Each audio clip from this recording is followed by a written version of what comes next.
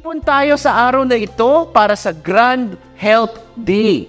Ang HELP, ika nga, Home Empowerment Learning Program, isang programa po ito ng JNF na tumutulong sa mga kapwa nating Pilipino patungo sa responsible home ownership. Layunin nitong bigyan kayo ng mas malinaw na pag-unawa at kakayanan patungo sa sariling tahanan at sa pangarap nating lahat ng buhay.